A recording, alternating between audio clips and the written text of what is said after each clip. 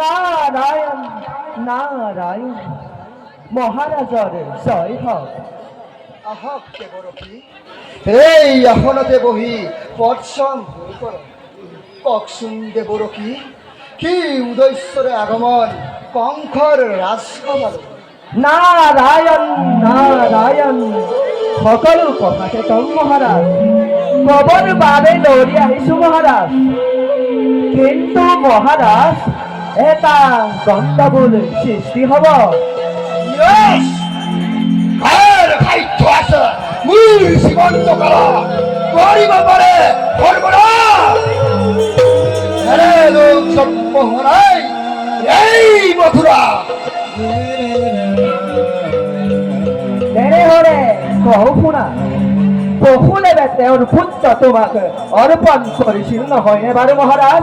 হয় কৰিছিল, পিছে কি হল মুনিব? তাক তুমি বধ নকৰি এৰি দিলা। মুনিবৰ, মই একাকীৰ বাণীৰ মুখেৰে শুনিলো যে দৈবকীৰ অষ্টম পুত্ৰহে মোৰ প্ৰাণ নাশ কৰিব।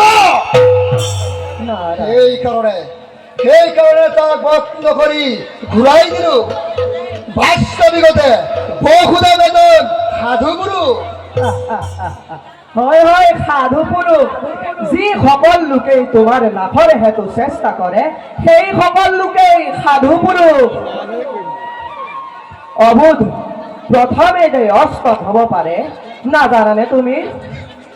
বাস্তৱিকতে খনিগত তাৰ কি হিতাহিতি জ্ঞান থাকিব পাৰে মহাৰাজ?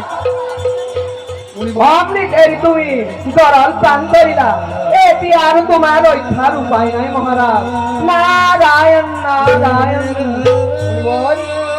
মই আপোনাৰ মুখেৰে এনে আচৰিত কথা শুনি অতিশয় আচৰিত হৈ পৰিছো। মুনিবৰ, কি উপায়ে পৰিত্ৰাণ পাম এই বিপদৰ পৰা?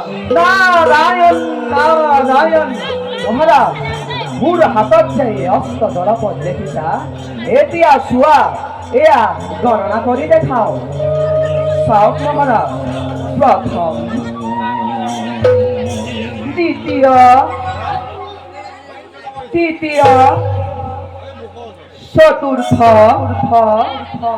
পঞ্চম,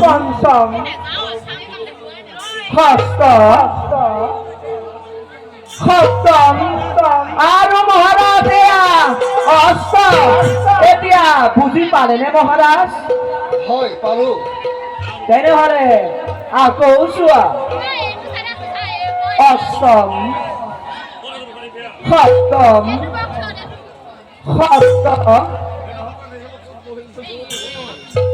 পঞ্চম, চতুৰ্থ, তৃতীয়, দ্বিতীয় আৰু মহাৰাজ এয়া প্ৰথম। এতিয়া বুজি পালানে মহাৰাজ?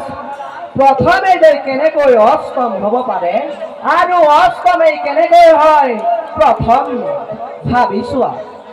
অগণন জীৱৰাশিৰ জন্মিবৰ অভিলাষে পিতৃৰ ক্ষীৰৰ পৰা সঞ্চালিত হৈ মাতৃৰ গৰ্ভত জুৰি চোৱা কি ৰূপে নিৰ্ণয় কৰিব অষ্টম আৰু প্ৰথম।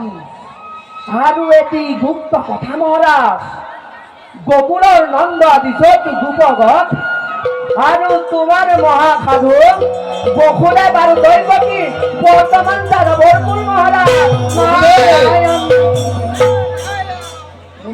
সকলোৱে কৰিছে তোমাৰ মৃত্যুৰ